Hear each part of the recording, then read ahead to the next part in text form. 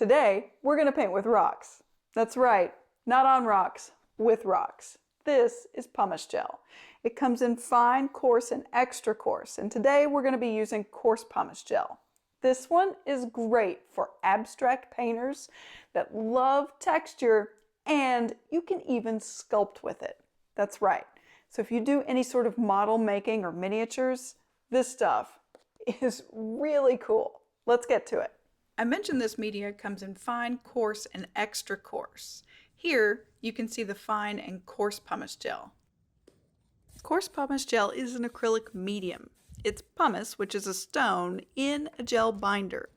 So it's going to work best with acrylics and other water-based mediums, and you should avoid any oils or solvent-based materials. Here I'm going to start by using a heavy-bodied acrylic straight out of the tube to tint the medium before applying it to a surface. This method is best if you want to do knife painting with this medium. Adding paint into it helps with the transfer of the medium from the knife to the surface that you're putting it on. Otherwise, it kind of wants to stick to itself, which has its own unique property, as we'll see shortly.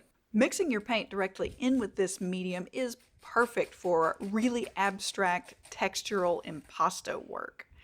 The fact that you've put the paint in with it means it's going to be colored all the way to the core, and you don't have to worry with any chips over time revealing a white or gray underneath, or even pockets where maybe the paint didn't quite make it into that spot. This way, you've got full coverage of color. It should be noted though, like most mediums, it will mix lighter and dry to a darker, more saturated version of the color. Now let's take a look at putting the coarse pumice gel directly onto a canvas, letting it dry, and then adding paint on top. This stuff really likes to stick to itself more than the surface you want to put it on, and it makes you wonder if it's actually going to stay once it's dry. So why even do it, and will it stick?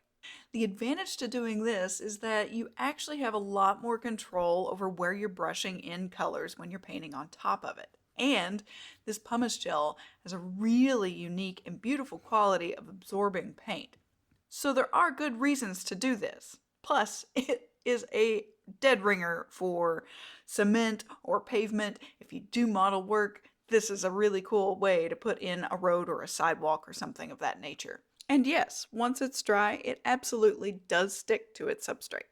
The quality of this stuff to stick to itself can be a little cumbersome for putting it down on a canvas, but you can sculpt with it.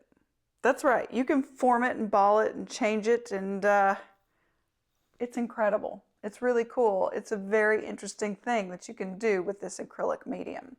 And by the way, if you find any of this informative or interesting, hit the like button for me. The more we share about these cool art supplies, the cooler and weirder art we can make. So let's take a look at sculpting with Coarse Pumice Gel. It sticks to itself like a clay. You can ball it up, form it, and shape it into organic things like rocks or bricks. There are a lot of really cool things you can do with this. Now yes, I did just make rocks out of rocks, but these are not heavy rocks. They're super lightweight, and I did not have to chisel these out of a larger rock. I was able to shape it and form it like a clay in my hands. This is a very cool property. Once the pumice gel is dry, you're ready to apply paint, and you can do this with layered light washes that are super watered down, or with heavy-bodied acrylic at full strength. Both offer very different effects. Pumice is pretty absorbent, so you can flood the surface first and then add a wash on top. This will help get the color into all the nooks and crannies and avoids you having to scrub it back and forth with your brush. Adding full-strength, heavy-bodied acrylic with absolutely no water is going to mute the texture that you've got here.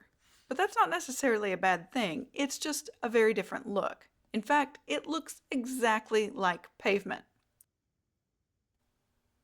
Even though the pumice gel is a very rough texture, it can look very soft and organic, most especially with these light washes layered on top of each other. Here, I've got something that looks quite a bit like moss.